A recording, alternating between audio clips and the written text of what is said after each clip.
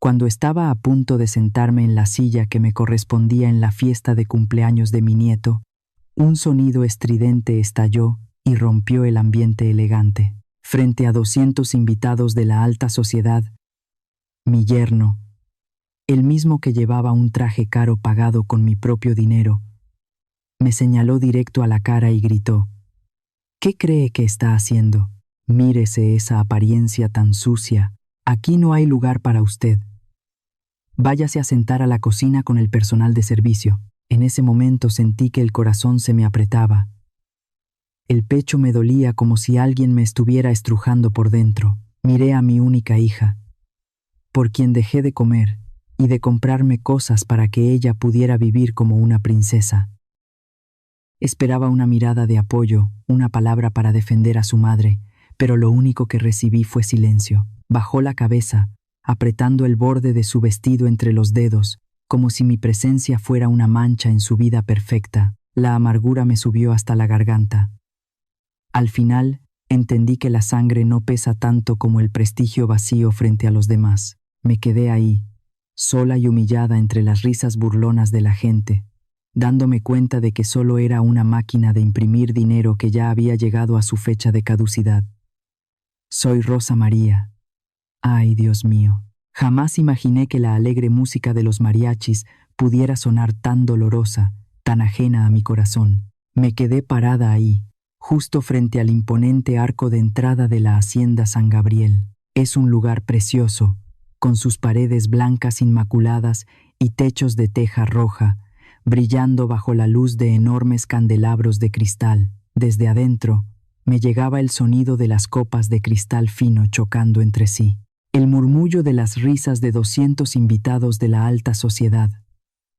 El aroma a perfumes caros se escapaba hacia afuera, ahogando el dulce olor de los nardos del jardín. Toda esta lujosa puesta en escena, cada botella de vino importado, cada metro de seda en los manteles, todo.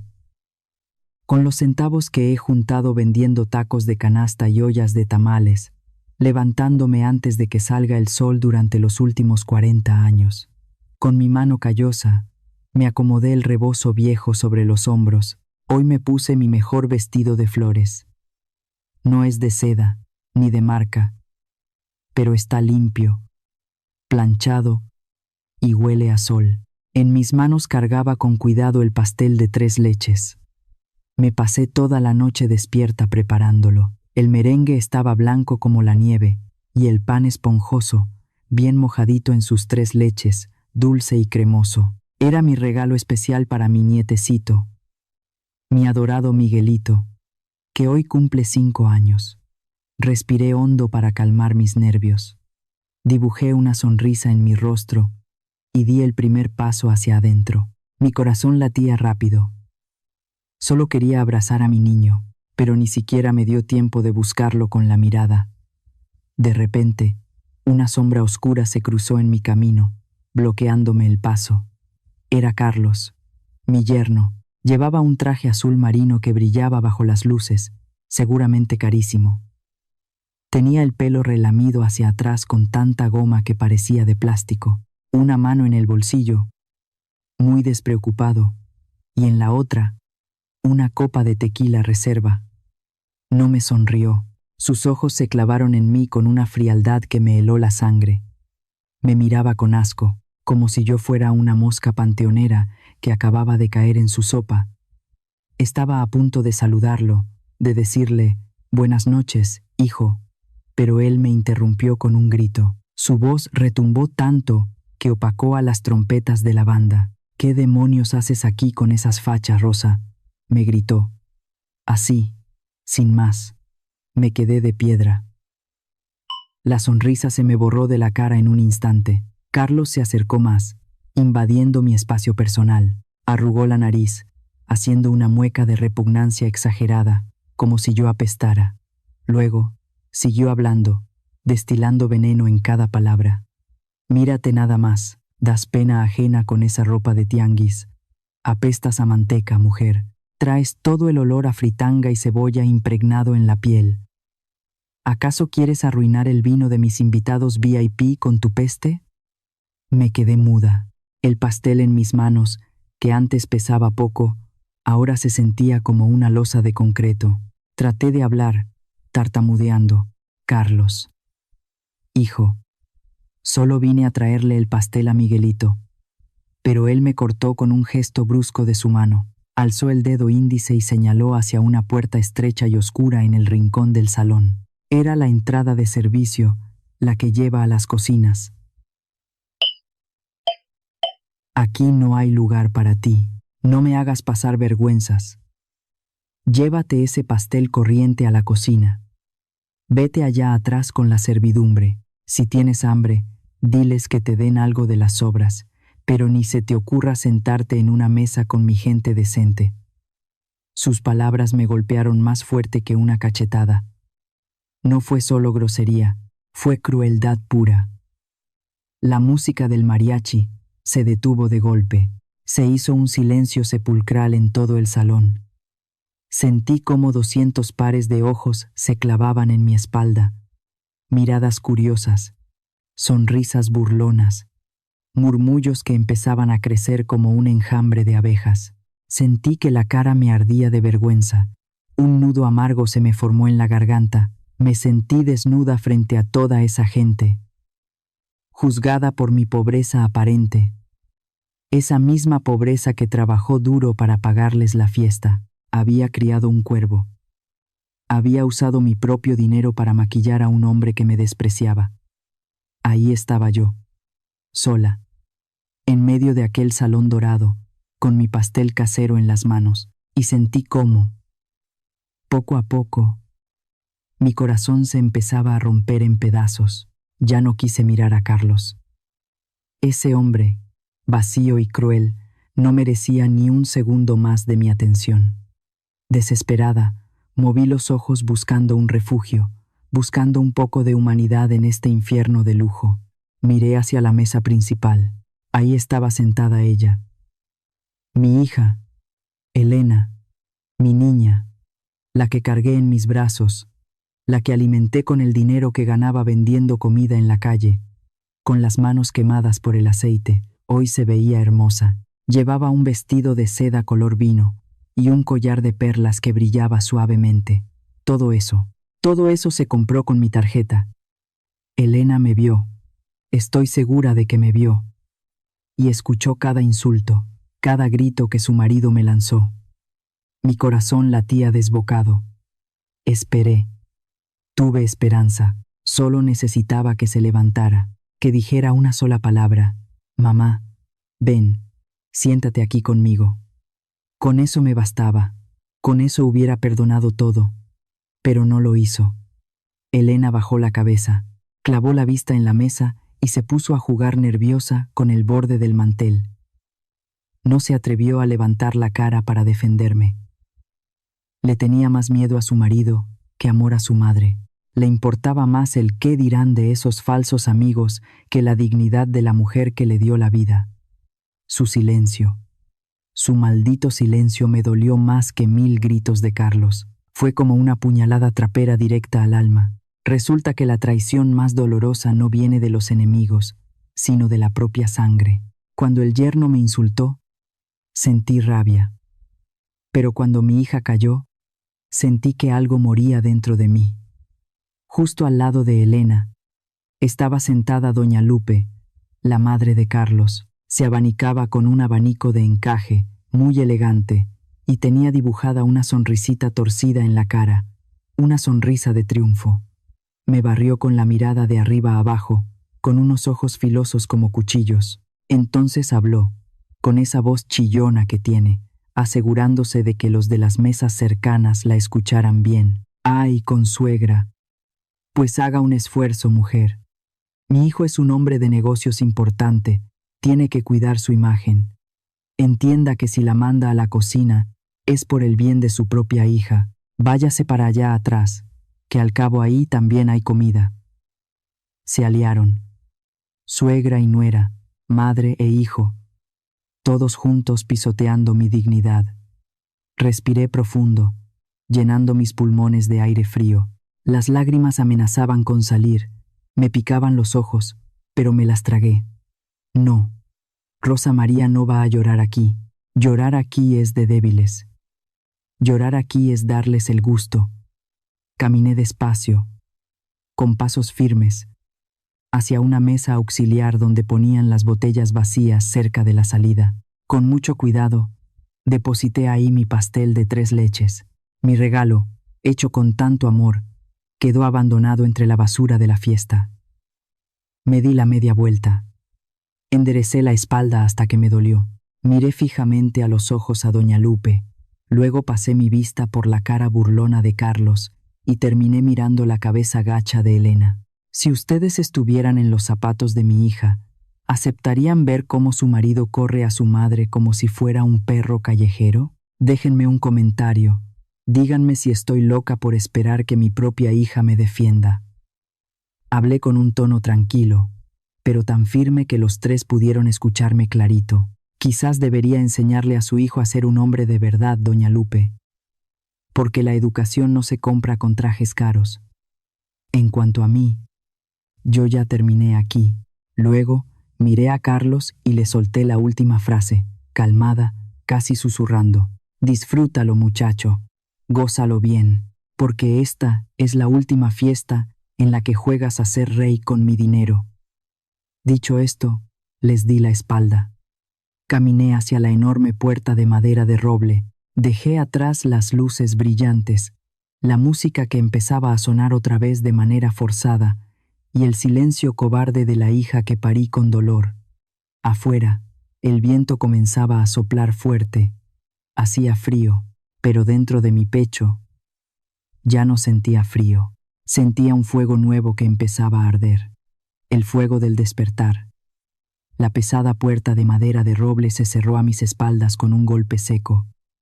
¡Pum! En ese instante, la música y el ruido de la fiesta se apagaron.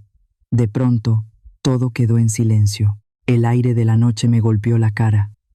Estaba frío, húmedo, mucho más limpio que el aire viciado de perfumes caros y mentiras que había allá adentro. Caminé despacio por el empedrado del estacionamiento.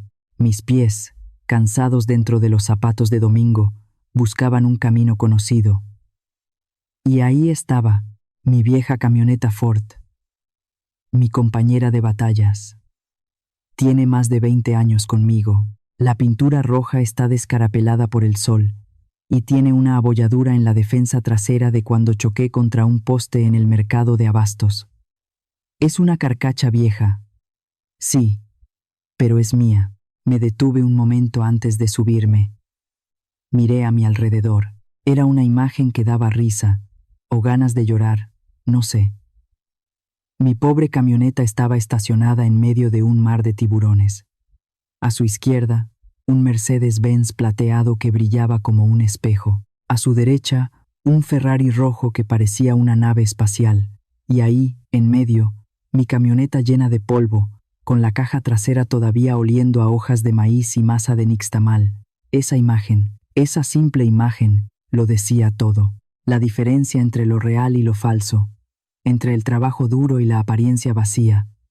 Abrí la puerta. Rechinó, como siempre. Me subí y me dejé caer en el asiento de vinil roto. El olor familiar me envolvió. Huele a canela, a piloncillo y a sudor seco.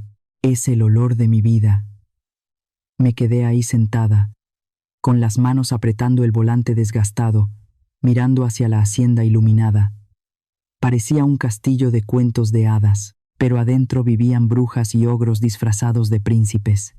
Mi mente viajó hacia atrás, 20, 30 años atrás. Recordé el día que enterré a mi esposo.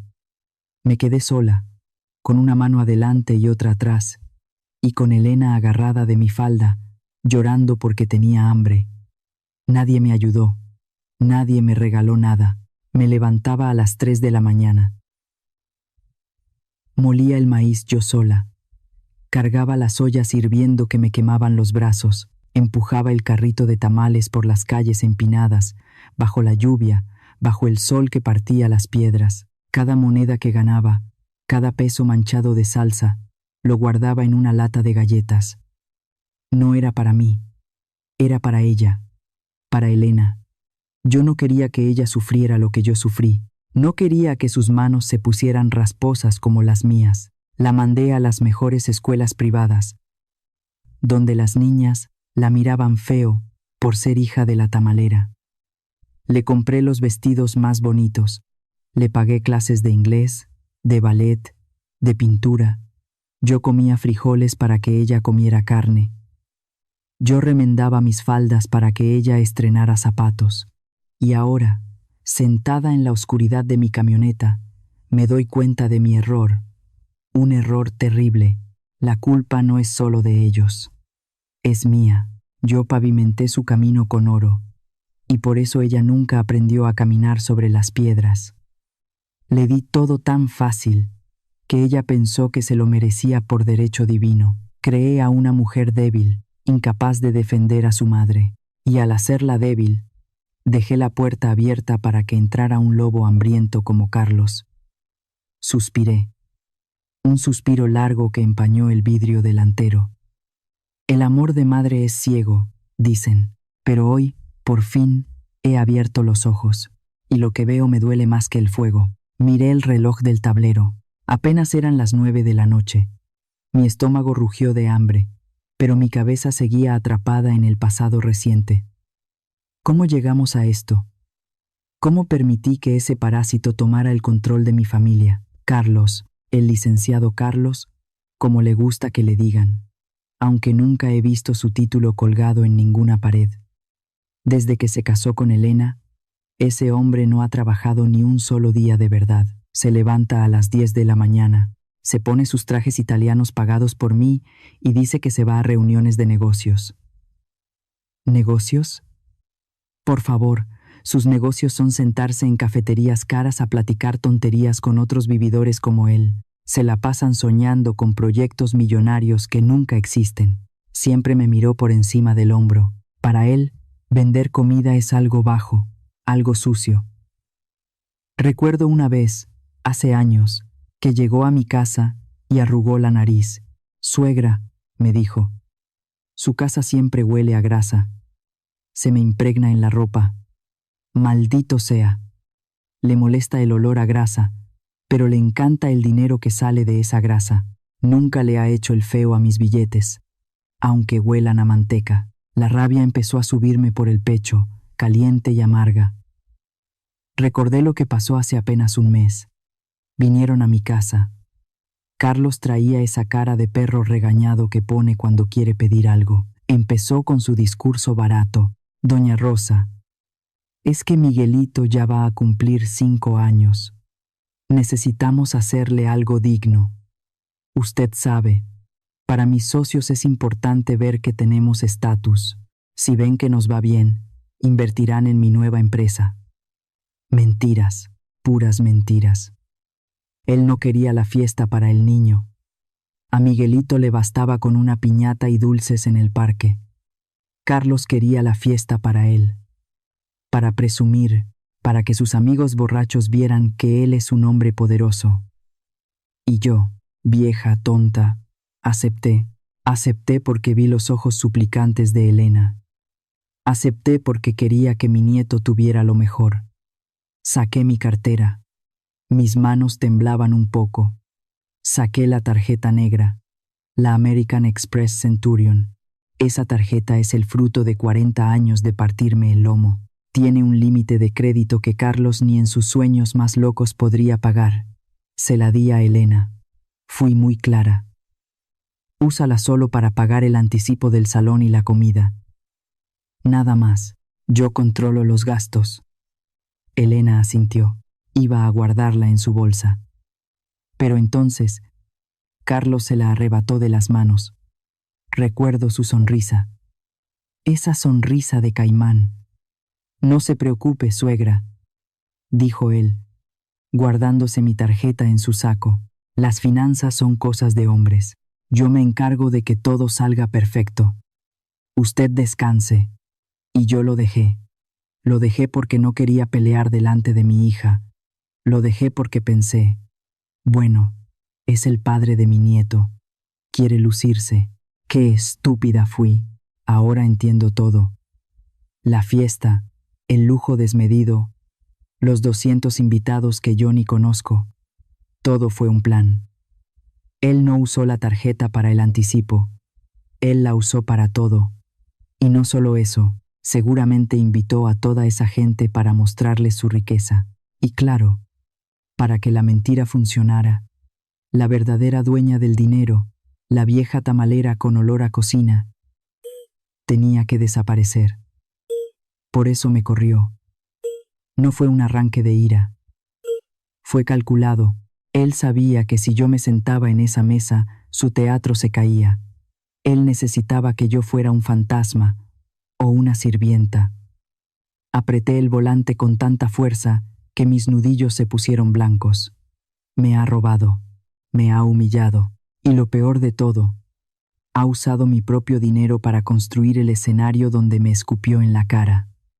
Es un ladrón con traje de etiqueta, un payaso peligroso, pero se le olvidó un pequeño detalle, un detalle muy importante.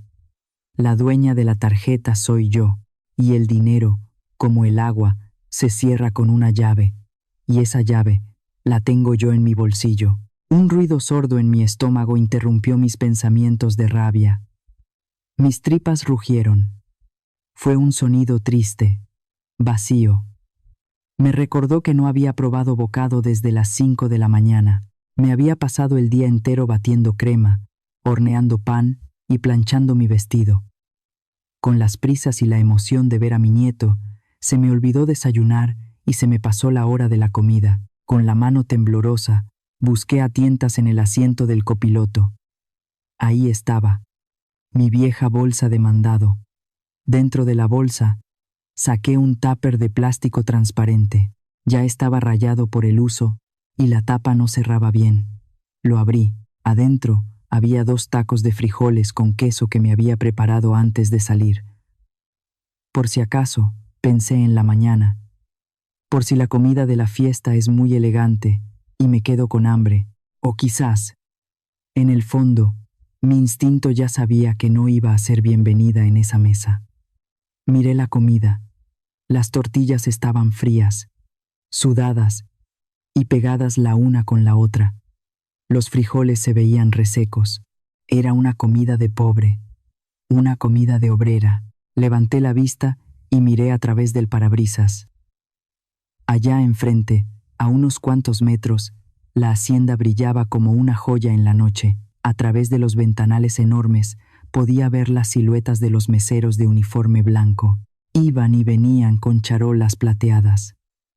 Me imaginé lo que estarían sirviendo. Seguramente cortes de carne jugosos, camarones gigantes y vino. Mucho vino. Cerré los ojos un momento. Pude escuchar, en mi cabeza, el sonido del corcho saliendo de una botella. ¡Poc! Ese sonido, ese pequeño sonido cuesta más de lo que yo gano vendiendo tamales en una semana entera bajo la lluvia. Y lo más irónico, lo más cruel de todo, es que yo soy la dueña de ese vino. Yo pagué por esos cortes de carne. Yo pagué por el hielo que enfría sus copas. Yo, Rosa María, la financiera de esa fiesta millonaria, estoy aquí afuera, sentada en una camioneta vieja, a oscuras, a punto de comerme un taco frío y duro. Me han tratado peor que a un perro callejero. A un perro, por lo menos, le tiran un hueso con algo de carne. A mí me tiraron desprecio.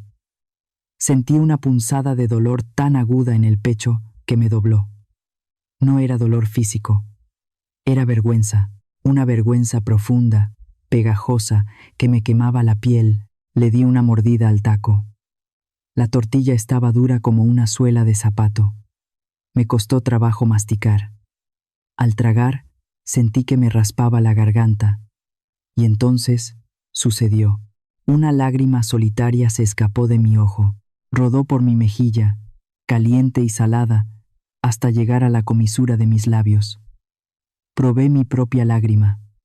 Sabía a tristeza, sabía a soledad, pero, sobre todo, sabía a derrota. Me quedé mirando el taco a medio comer en mi mano, y de repente, Algo dentro de mí se rompió, pero no se rompió para desmoronarse. Se rompió para liberar algo que llevaba años encerrado. ¿Por qué? La pregunta retumbó en la cabina de la camioneta. ¿Por qué estoy llorando? ¿Por qué estoy aceptando esto? ¿Por mi hija? Pensé en Elena. Pensé en cómo agachó la cabeza. Pensé en cómo prefirió salvar su imagen antes que salvar a su madre. Ella no me defendió. Ella me dejó sola. Ella eligió ser la esposa sumisa de un patán antes que ser la hija digna de una mujer trabajadora. ¿Por mi nieto? Pensé en Miguelito. Mi niño hermoso. ¿Qué le estoy enseñando si dejo que su padre me trate así? ¿Le estoy enseñando a respetar a los mayores? No, le estoy enseñando que las mujeres viejas somos estorbos, que el dinero vale más que la sangre. Si me quedo callada, si sigo pagando sus caprichos, solo estoy criando a otro futuro Carlos. Otro hombre que creerá que tiene derecho a todo sin trabajar por nada. No. Me limpié la lágrima con fuerza. Me froté la cara con el dorso de la mano, casi con rabia, hasta que me dolió la piel. Se acabó la rosa mártir. Se acabó la madre abnegada que se quita el pan de la boca para dárselo a cuervos que le sacan los ojos. Miré el tupper con los tacos fríos, y luego miré la hacienda. Esa comida allá adentro no es de ellos. Es mía. Ese techo bajo el que bailan, no lo pagaron ellos. Lo pagué yo. Y si yo lo pagué, yo tengo el derecho de decidir cuándo se acaba la fiesta. Me enderecé en el asiento. Sentí como mi columna vertebral se ponía rígida, fuerte. El aire entró en mis pulmones. Ya no frío, sino poderoso. Ya lloré suficiente. Ya sufrí suficiente. Ahora me toca a mí. No voy a entrar a esa fiesta a hacer un escándalo. No voy a gritar como una verdulera para que se rían de mí. No, eso es lo que ellos esperan. Esperan que la vieja loca haga un drama y luego se vaya a llorar a su casa, pero se equivocan. Mi venganza no va a ser con gritos, va a ser con silencio y con una llamada. El amor no significa dejar que te pisoteen. El amor propio es lo único que me queda esta noche, y juro por la memoria de mi madre que nadie me lo va a quitar. Cerré el tupper de golpe. Clac. El sonido fue seco y definitivo, como el martillazo de un juez dictando sentencia. Me limpié las migajas de la falda. Saqué mi teléfono celular del bolso. La luz de la pantalla iluminó mi rostro en la oscuridad. Ya no había lágrimas en mis ojos, solo había fuego. Es hora de cortar el cordón, es hora de cerrar la llave, es hora de que aprendan lo que cuesta un plato de comida. Respiré hondo. El aire frío de la noche llenó mis pulmones, limpiando los últimos restos de tristeza. Miré la pantalla de mi celular. El fondo de pantalla era una foto familiar. La tomamos la Navidad pasada. Ahí estaba yo, sentada en el centro, con Miguelito, en las piernas. Detrás de mí, Elena y Carlos sonreían abrazados. Parecían la familia perfecta, parecían felices. Pasé el dedo por la pantalla, borrando esa imagen falsa. Ya no más. Esa sonrisa de Carlos no era felicidad, era avaricia. Ese abrazo de Elena no era amor, era miedo. Y yo ya no soy esa viejita ingenua que paga por sonrisas fingidas. Marqué el primer número. No llamé a mi hija para llorarle. No llamé a una amiga para quejarme.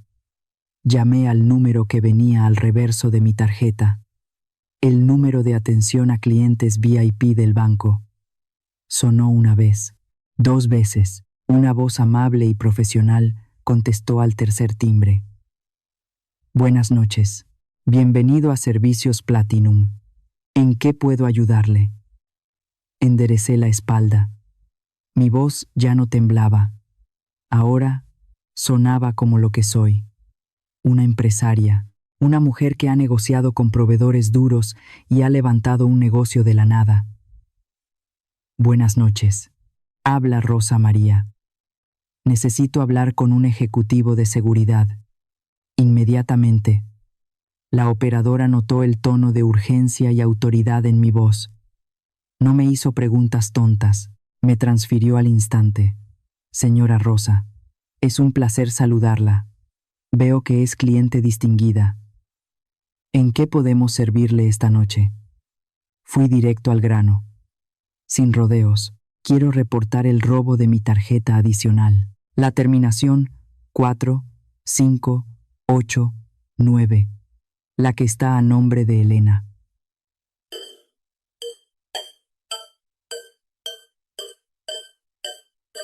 Hubo un segundo de silencio en la línea. ¿Robo, señora? ¿Desea bloquearla temporalmente? No.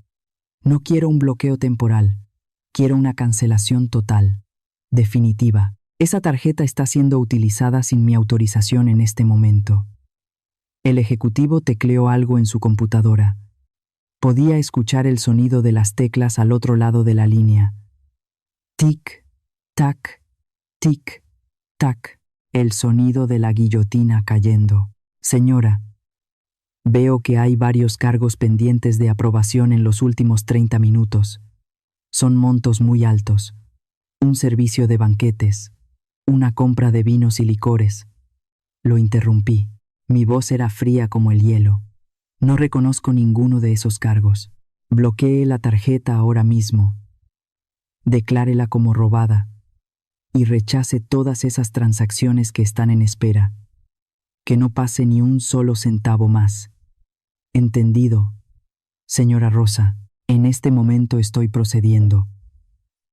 La tarjeta ha sido desactivada. Las transacciones han sido declinadas por seguridad.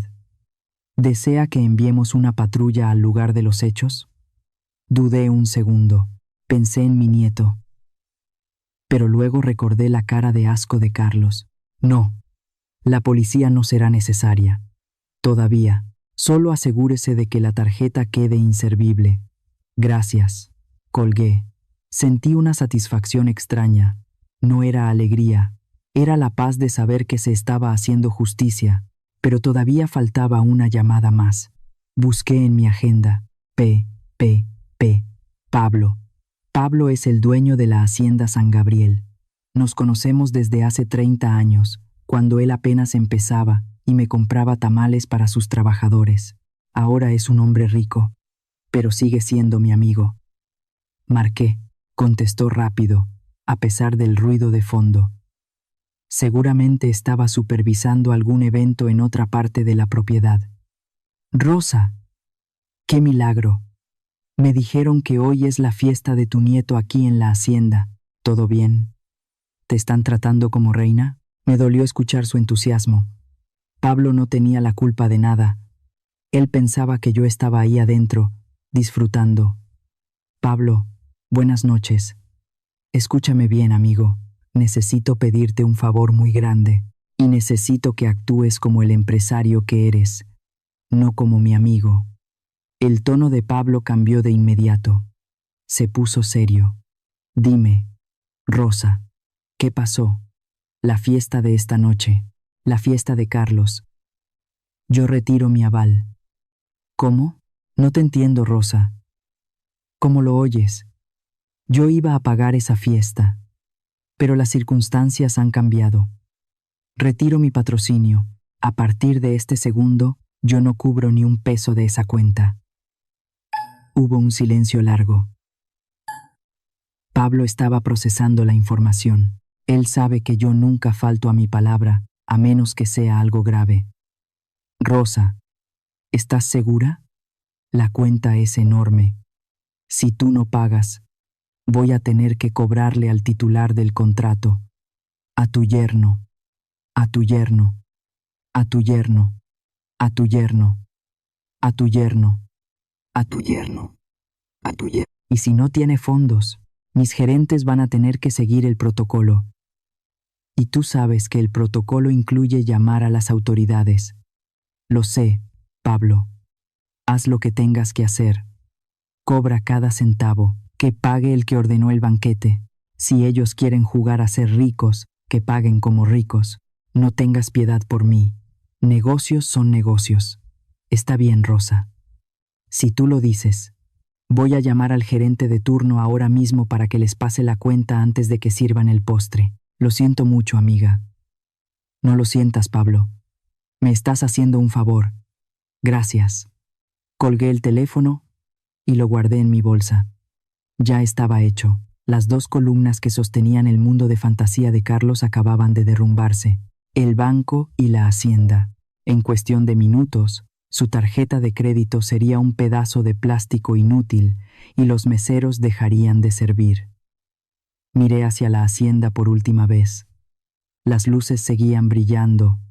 La música seguía sonando. Ellos seguían bailando, bebiendo y riéndose, sin saber que el suelo bajo sus pies ya no existía.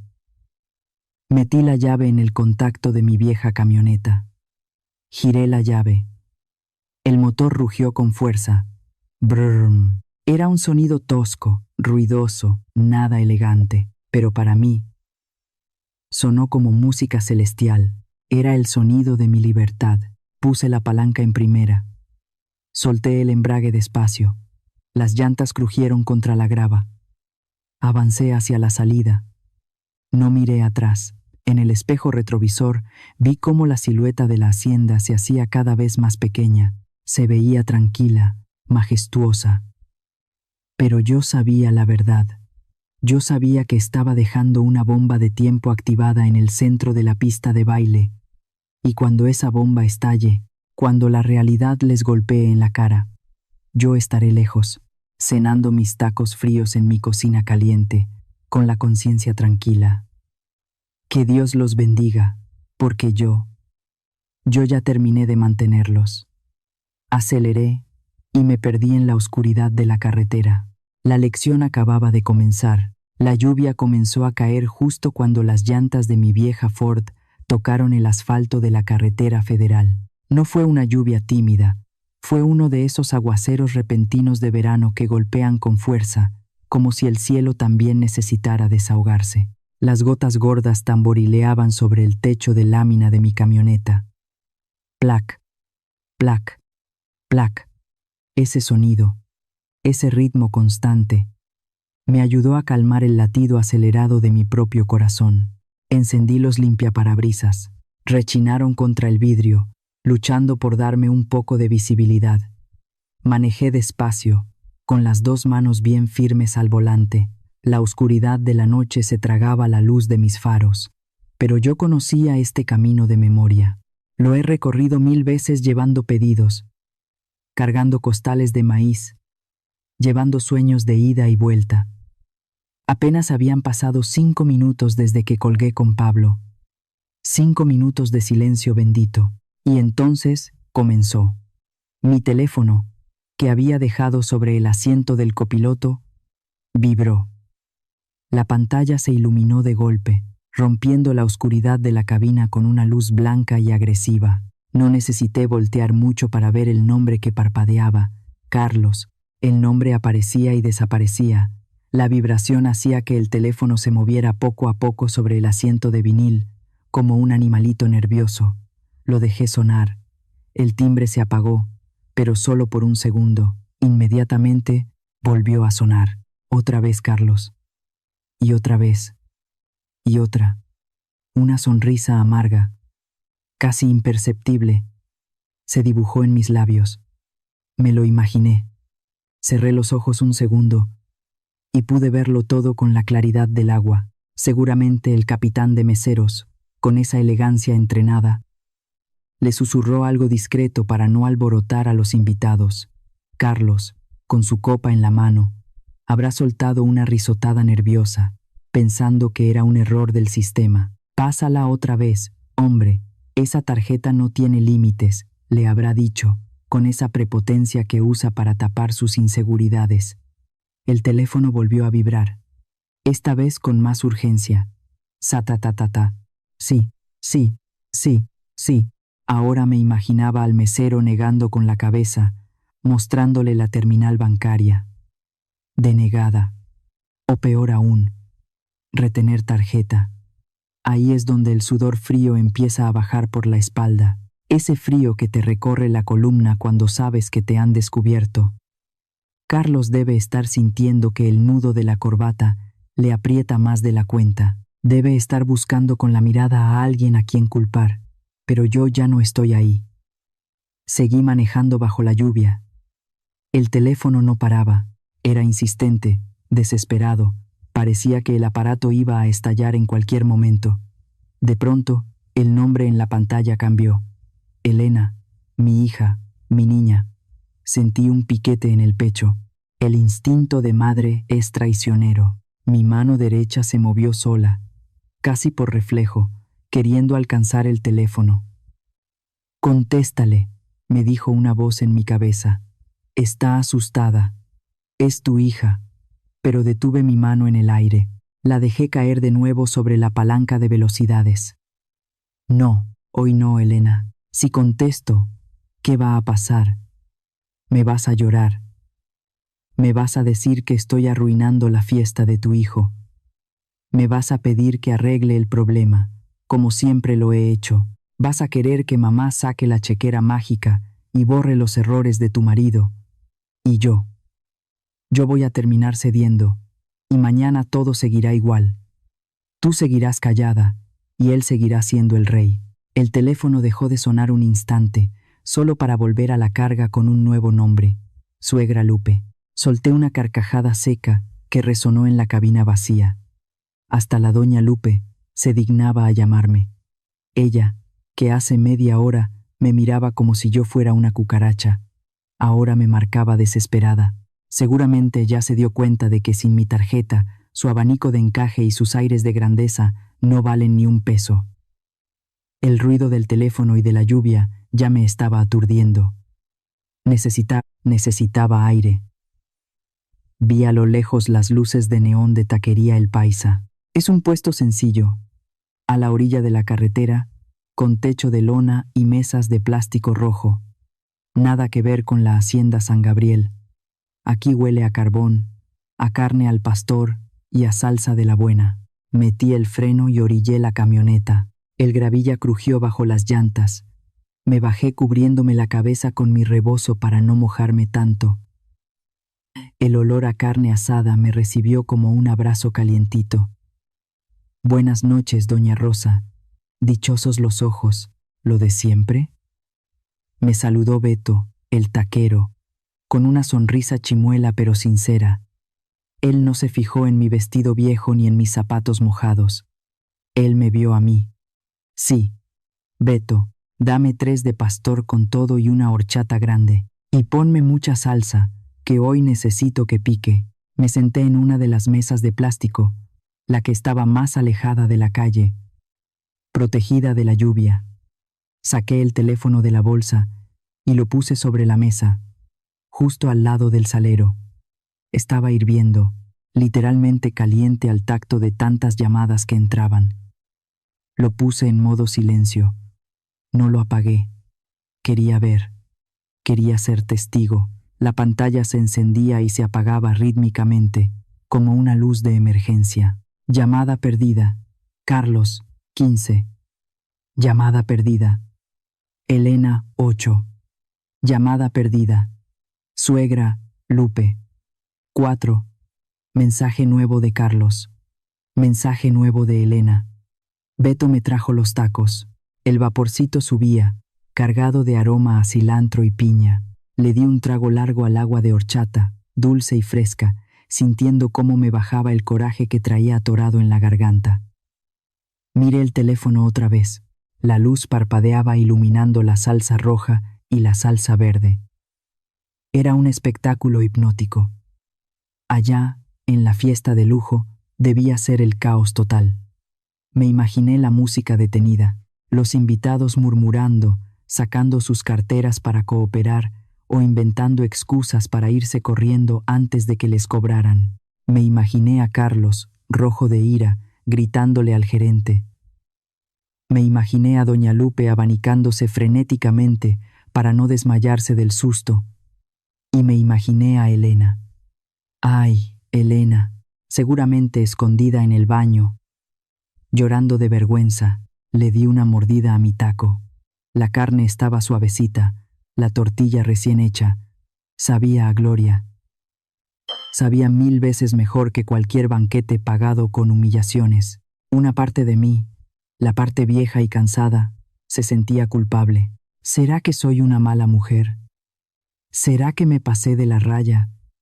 ¿Cómo pude dejar a mi propia familia tirada así? Pero entonces recordé la cocina, recordé la puerta de servicio. Aquí no hay lugar para ti. No. No. Los abandoné. Miré la pantalla del celular que se iluminaba otra vez con el nombre de Carlos. No los estoy castigando por odio, los estoy educando. Toda la vida les di el pescado en la boca. Nunca dejé que se mojaran los pies para pescar. Y miren en lo que se convirtieron, en unos inútiles soberbios que muerden la mano que les da de comer. Esta noche, por primera vez en sus vidas, van a tener que resolver un problema ellos solos. Van a tener que sentir el peso de la responsabilidad. Van a tener que usar su propia cara para dar explicaciones, no la mía. El silencio de mi teléfono en la mesa era mi respuesta. Cada vez que yo no contestaba, les estaba diciendo, crezcan. Cada vez que dejaba sonar el timbre hasta que se iba a buzón, les estaba diciendo.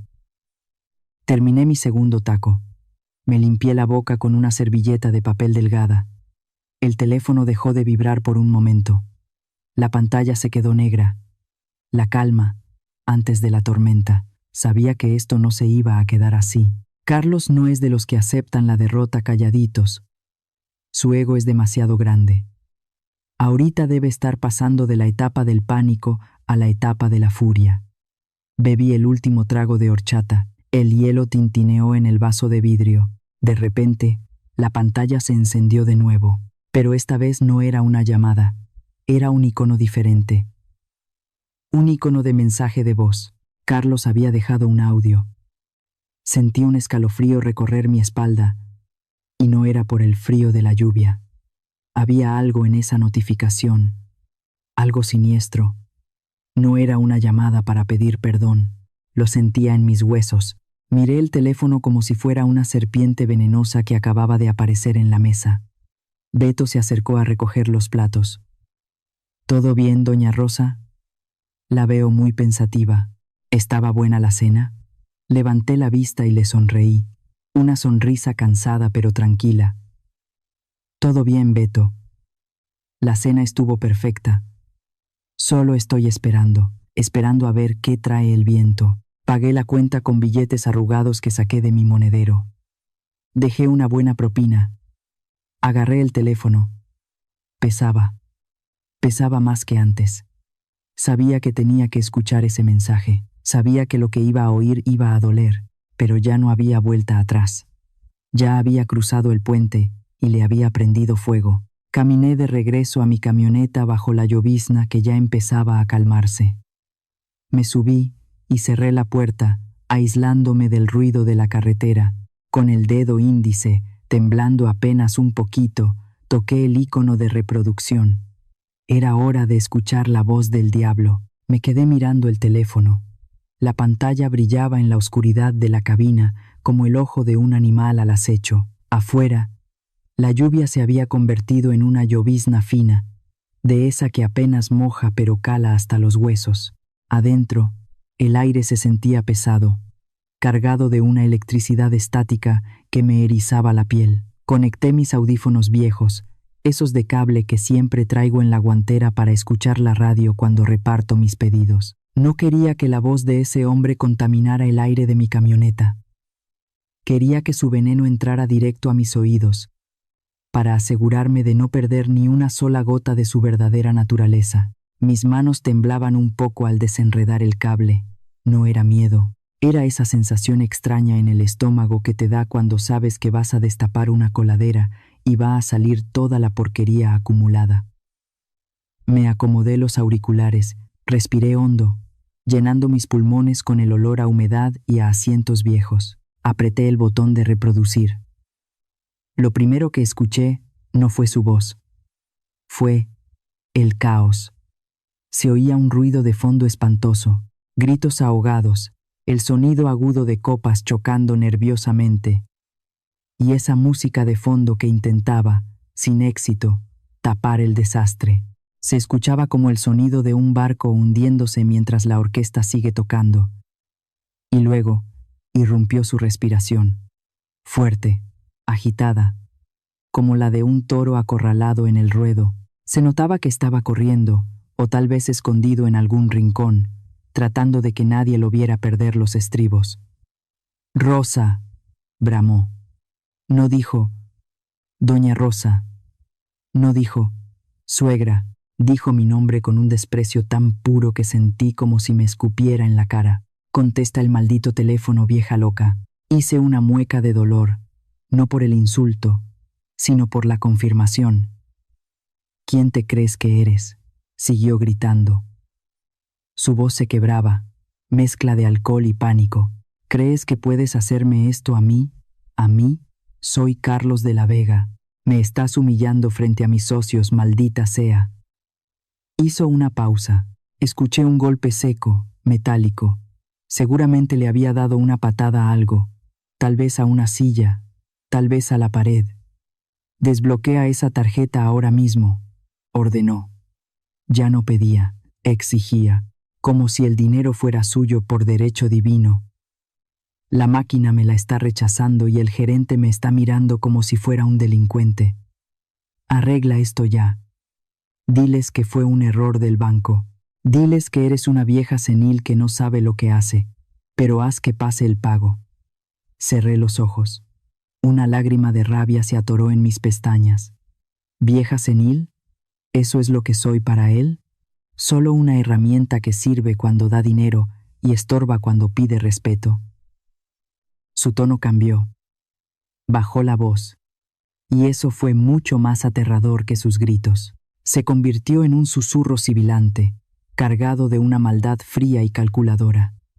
«Escúchame bien, Rosa», dijo, arrastrando las palabras. «Si no desbloqueas ese dinero en los próximos 5 minutos, te juro por lo más sagrado que te vas a arrepentir.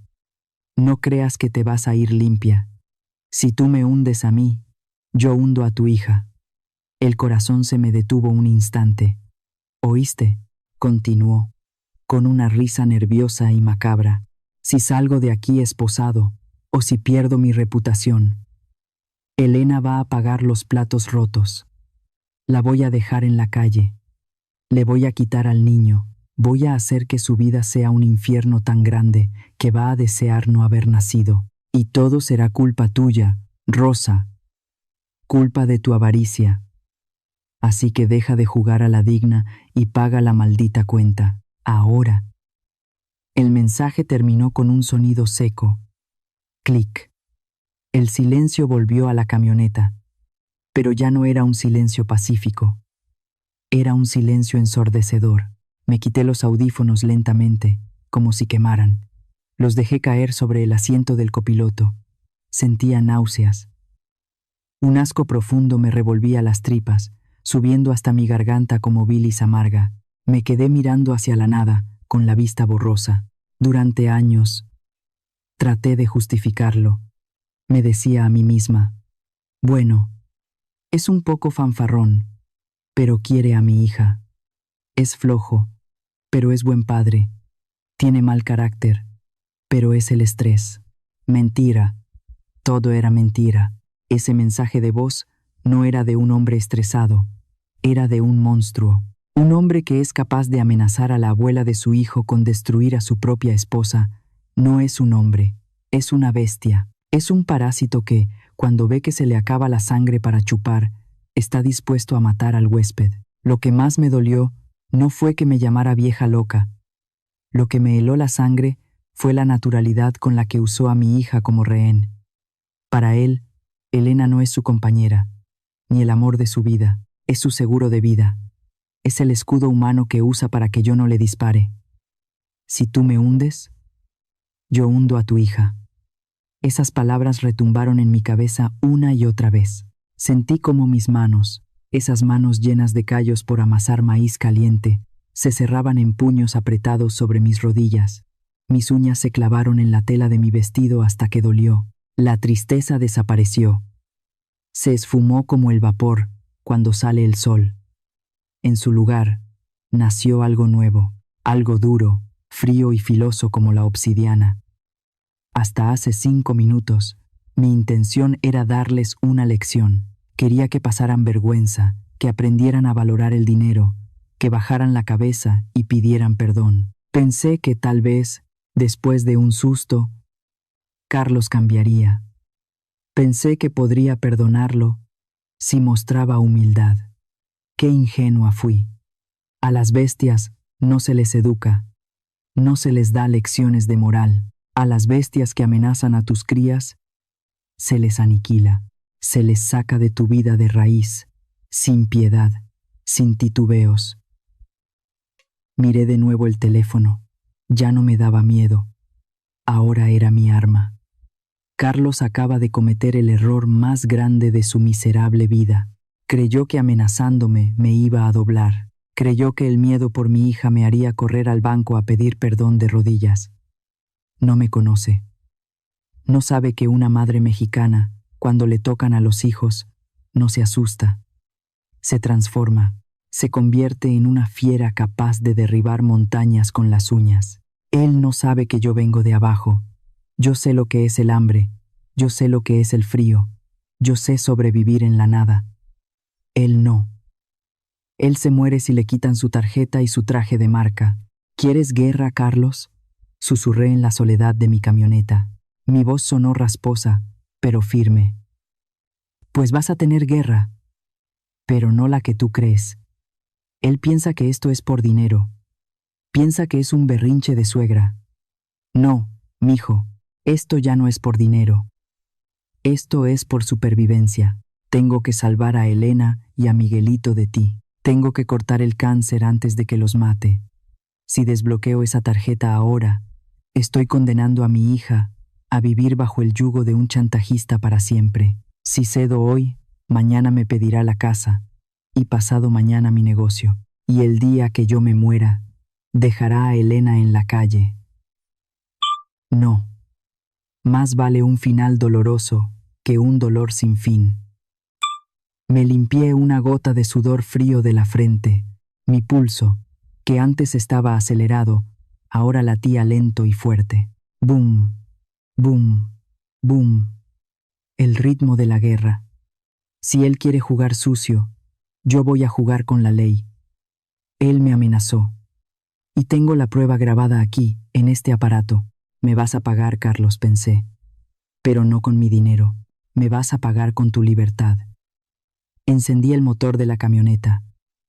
El ruido familiar me dio fuerzas. Antes de meter primera, miré a la cámara imaginaria de mi vida. A ustedes que me están escuchando, que me han acompañado en este camino de espinas. Sé que muchos de ustedes han estado en mi lugar. Sé que han sentido esa impotencia de ver a un hijo sufrir por culpa de una mala pareja.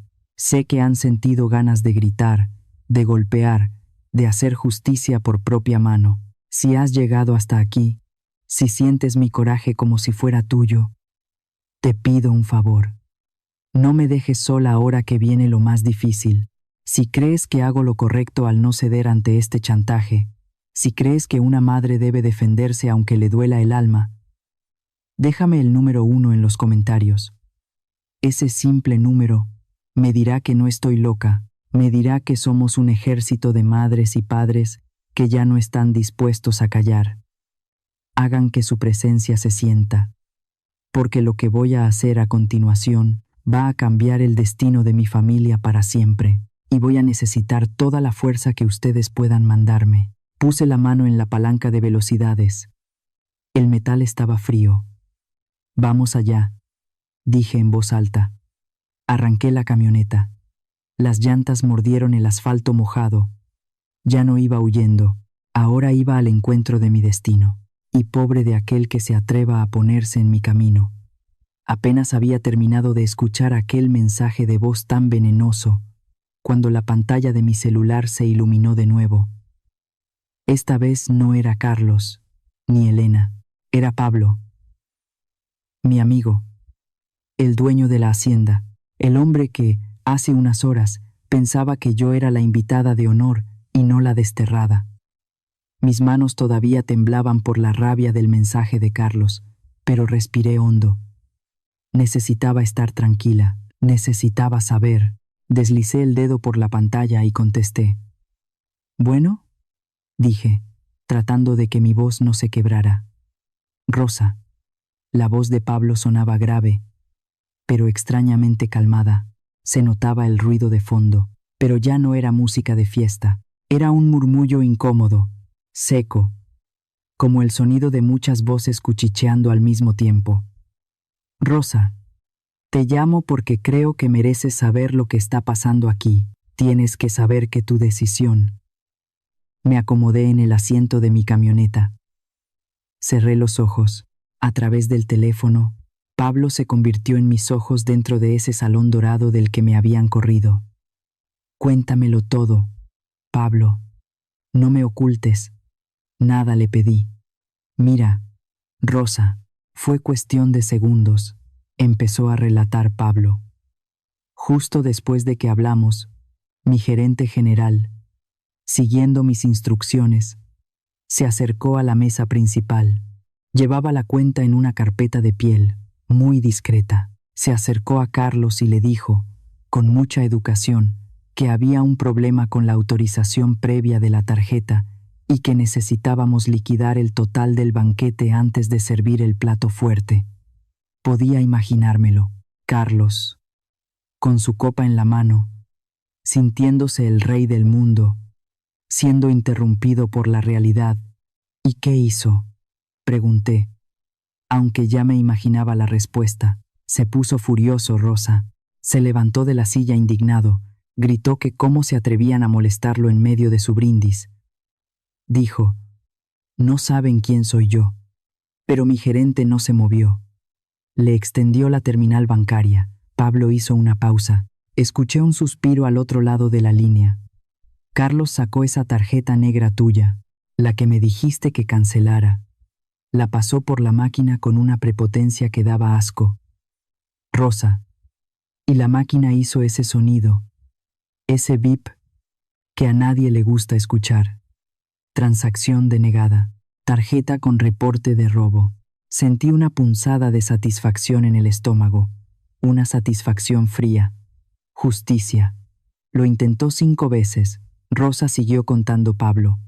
5 veces pasó la tarjeta, la limpiaba en su saco, le soplaba al chip, golpeaba la máquina contra la mesa, empezó a gritarle al mesero, diciéndole que sus aparatos eran una porquería, que no servían, que seguramente no tenían señal porque este lugar es un rancho.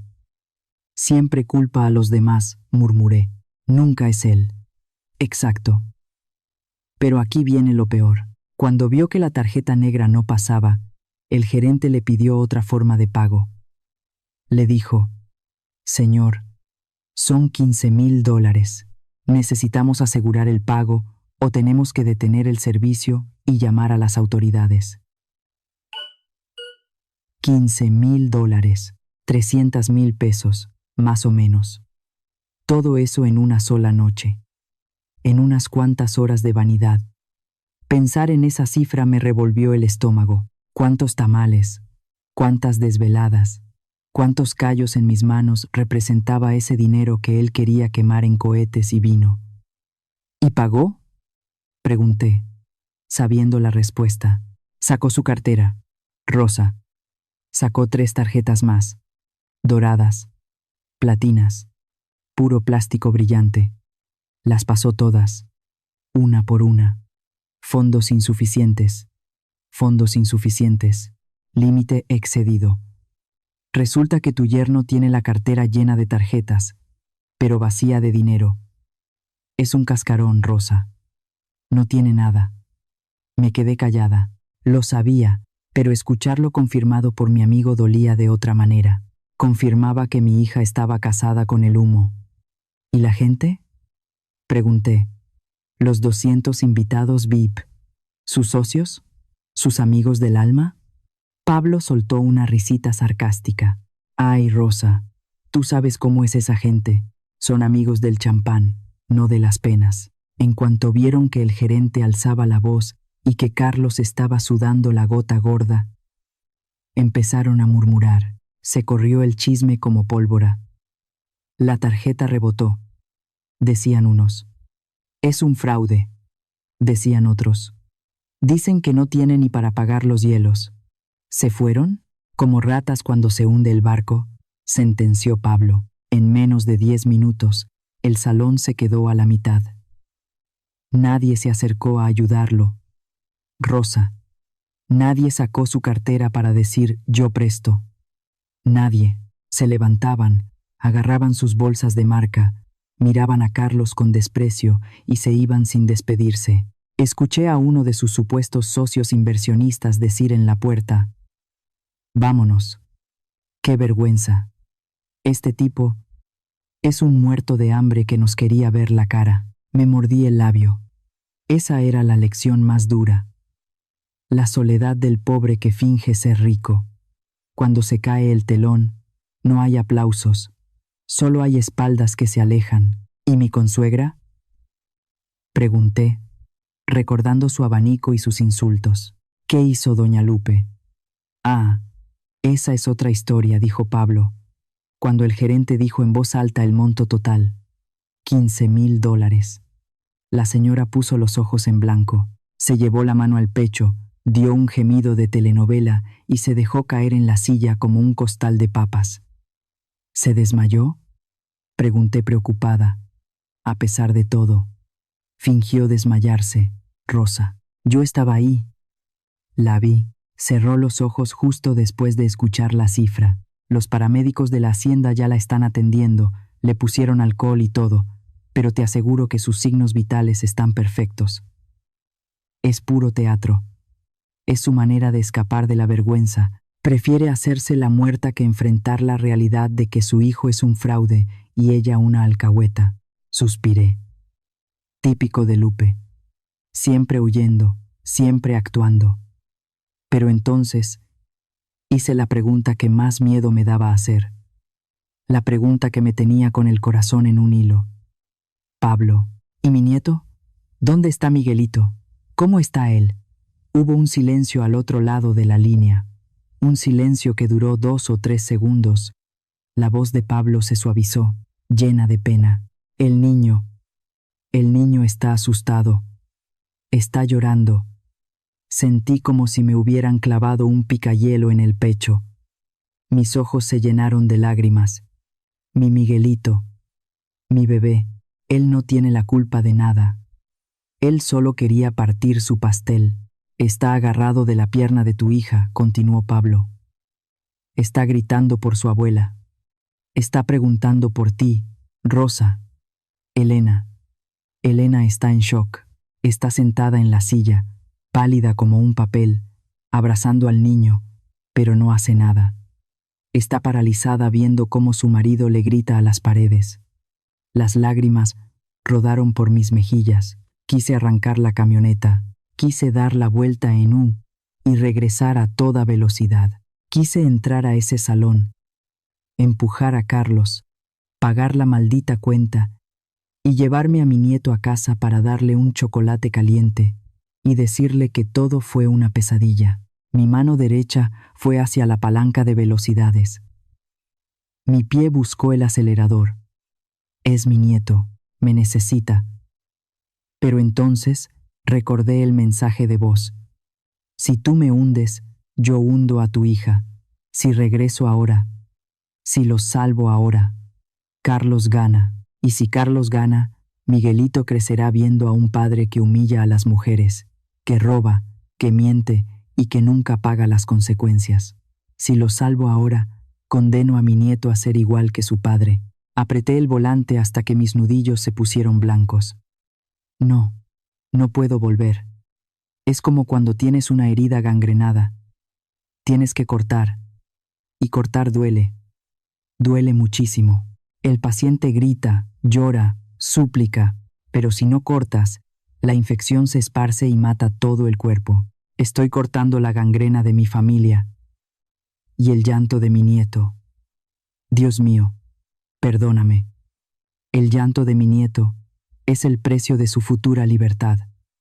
Rosa, ¿sigues ahí?, preguntó Pablo, preocupado por mi silencio. Sí, Pablo, aquí estoy, dije, con la voz ahogada pero firme. No voy a regresar. Te entiendo, amiga. Eres una mujer muy valiente.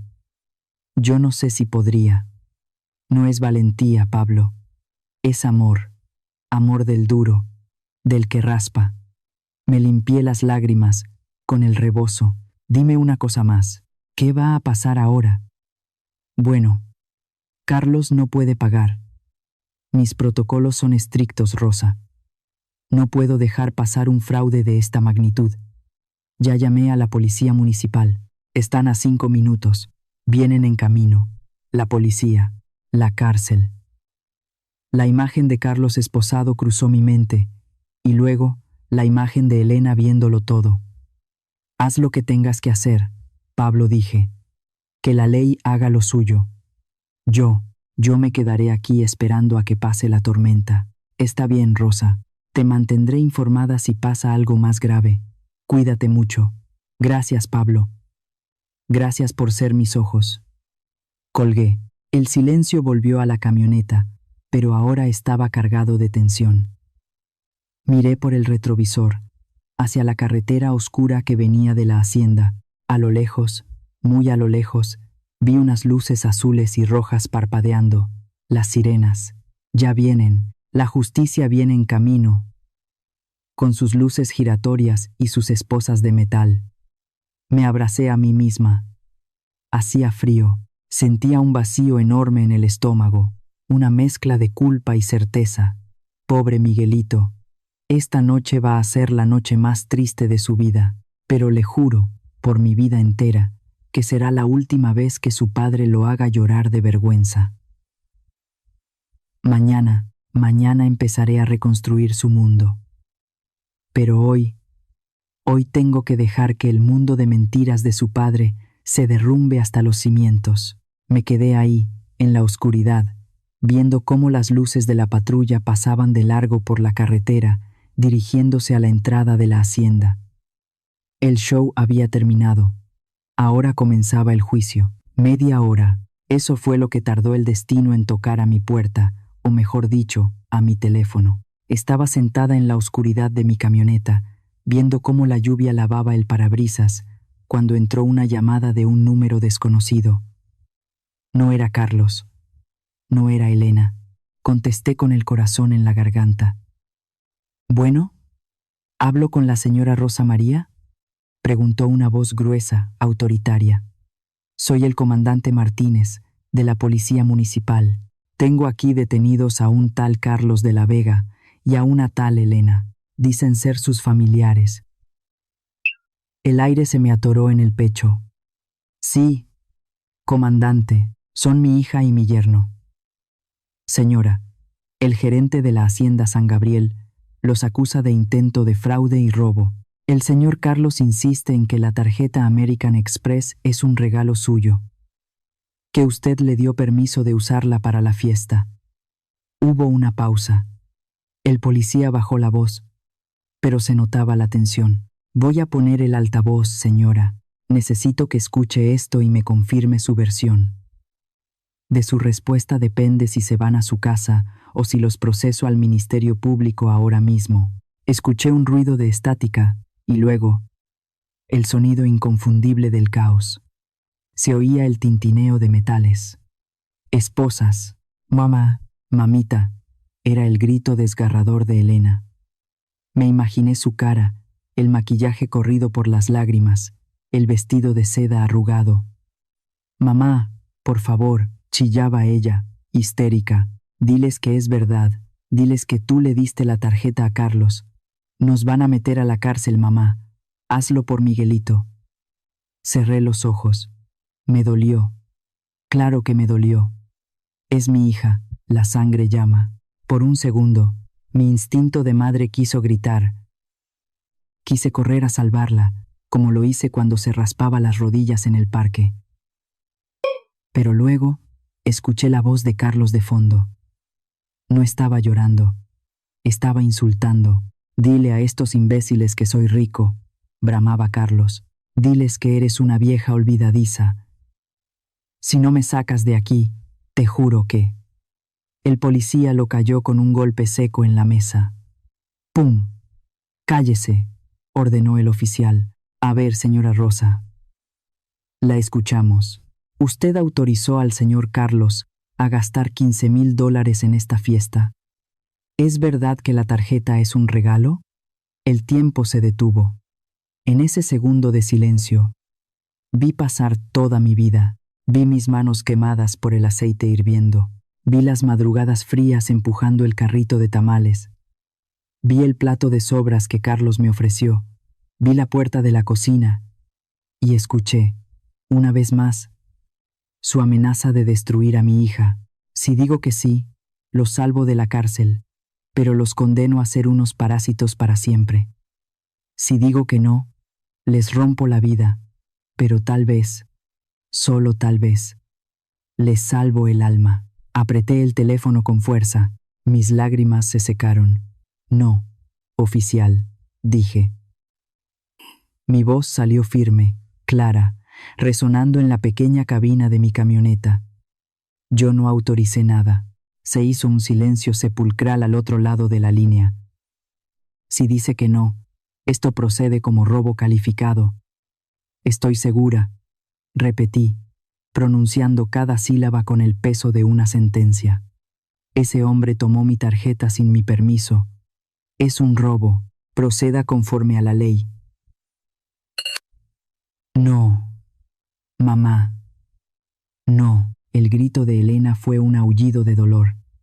¿Cómo puedes hacernos esto? Maldita vieja bruja.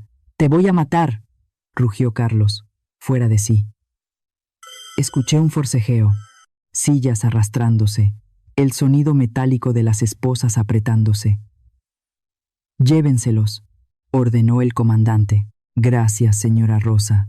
Nosotros nos encargamos. Mamá, Clic. La llamada se cortó. Me quedé con el teléfono pegado a la oreja, escuchando el tono de tú. Bajé la mano lentamente. Mis dedos temblaban como hojas al viento. Mi respiración era agitada, pero en mi pecho, extrañamente, sentí que se soltaba un nudo que llevaba años apretándome el corazón. Lo había hecho. Había cortado el cordón umbilical podrido. Arranqué la camioneta y me fui a casa. Esa noche no dormí, pero por primera vez en mucho tiempo no fue por preocupación. Fue porque estaba velando el cadáver de mi antigua vida de sumisión. Los días que siguieron fueron un torbellino, pero yo los vi desde la orilla, sin mojarme. Carlos no salió esa noche. El juez le dictó prisión preventiva porque tenía antecedentes de deudas y riesgo de fuga. Para sacarlo, mi consuegra Lupe tuvo que vender su casita en el pueblo, esa de la que tanto presumía. La vendió a precio de remate. Desesperada. Se quedaron sin nada. Elena tuvo que vender el coche deportivo que debían. Tuvo que vender sus joyas, sus bolsas de marca, hasta la ropa de etiqueta, todo para pagar la indemnización a la Hacienda San Gabriel y evitar que el juicio fuera mayor. Se quedaron en la calle, literalmente. Sin mi dinero fluyendo, la máscara de Carlos se cayó por completo. Cuando salió bajo fianza, lleno de rencor, se volvió un demonio. La golpeaba, le gritaba que todo era culpa de ella, que su madre era una desgraciada. Fue ahí, en el fondo del pozo, donde Elena por fin abrió los ojos, entendió que el hombre que ella creía un príncipe no era más que un sapo violento. Entendió que el dinero de mamá no compraba felicidad, solo compraba tiempo. Se divorció. Fue un escándalo en su círculo de amigos, esos que ya ni le contestaban el teléfono. 3 meses después de la fiesta, una tarde de domingo, escuché que tocaban a mi puerta. Fui a abrir. Ahí estaba Elena. Llevaba una maleta vieja y traía a Miguelito de la mano. Se veía flaca, demacrada, sin maquillaje. Ya no había soberbia en sus ojos. Solo había cansancio y vergüenza. «Mamá», susurró, bajando la cabeza. «Perdóname. No tengo a dónde ir». Miguelito corrió a abrazarme mis piernas. «Abuela Rosa». Lo cargué y lo llené de besos. A él, sí, a él todo. Elena se quedó en el marco de la puerta, esperando que yo le dijera: «Pásale, hija, aquí está tu cuarto, aquí está mi dinero, descansa». Pero no, esa rosa ya no existe. La miré a los ojos, con amor, pero con firmeza. «Puedes quedarte aquí, Elena. Esta es tu casa». Pero las reglas han cambiado. Ella me miró confundida. «Ya no hay tarjeta de crédito. Ya no hay mesada. Si quieres comer aquí, tienes que trabajar». «Pero mamá, yo no sé hacer nada», balbuceó. «Sabes usar las manos. Mañana te espero a las 6 de la mañana en el negocio. Vas a empezar lavando las ollas de los tamales. Y vas a aprender a hacer la masa. Vas a aprender lo que cuesta ganar cada peso que te gastaste en esa fiesta». Elena lloró. Lloró mucho, pero al día siguiente, a las 6 de la mañana, estaba ahí, con un delantal puesto, tallando una olla tiznada. Fue el momento más orgulloso de mi vida. Ahora, estoy aquí sentada en mi cocina. Es de noche. Todo está en silencio. Huele a canela y a café de olla. He encendido una veladora blanca sobre la mesa. La flama baila suavemente, iluminando las arrugas de mis manos. Estas manos viejas que han trabajado tanto. Miro hacia atrás y no me arrepiento. Ese plato de sobras, ese rincón oscuro en la cocina donde me mandó mi yerno, no fue un castigo, fue un regalo, fue la bofetada que necesitaba para despertar. Si me estás escuchando, si has llegado hasta el final de mi historia, quiero regalarte 4 verdades que aprendí a la mala. Guárdalas en tu corazón. Primero, para nosotras las madres, el amor no es darlo todo hasta quedarse vacía. Amar también es decir no. Amar es dejar que tus hijos se caigan para que aprendan a levantarse.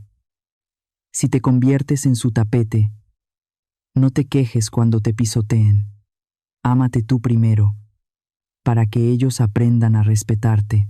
Segundo, para los hijos. El silencio también mata. Cuando ves que alguien humilla a tus padres y te quedas callado para llevar la fiesta en paz, te conviertes en cómplice. No hay marido, ni esposa, ni dinero que valga la lágrima de una madre. Tercero, sobre la avaricia. El traje no hace al caballero.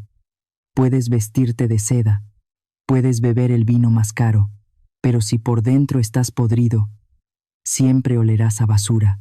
La verdadera riqueza es poder dormir tranquilo, sabiendo que lo que tienes es tuyo y nadie te lo puede reclamar. Y por último, sobre la familia política. Nunca olvides que el árbol tiene raíces. Si desprecias a los viejos, si te burlas de su origen humilde, estás maldiciendo tu propio futuro, porque la vida da muchas vueltas y la mano que hoy muerdes puede ser la única que te ofrezca un pan mañana. Soy tamalera, soy madre, y hoy, por fin, soy una mujer libre. ¿Crees que hizo lo correcto al dejar que la ley actuara? ¿O en su lugar habrías regresado para salvar la fiesta? Si estuvieras en sus zapatos, ¿habrías hecho algo diferente? Te leo en los comentarios. De verdad, cada historia que compartimos aquí se completa con tu voz, con tu experiencia y con lo que llevas guardado en el corazón. Si este relato te hizo reflexionar, si en algún momento sentiste rabia, tristeza o fuerza junto a ella, regálanos un like, compártelo con alguien que necesite escucharlo y suscríbete al canal para no perderte las próximas historias. Nos vemos en el siguiente capítulo. Somos Antes del Silencio. Y a través de cada historia, caminamos contigo para atravesar los años, sanar heridas y reencontrar esa paz y fortaleza que viven dentro de ti.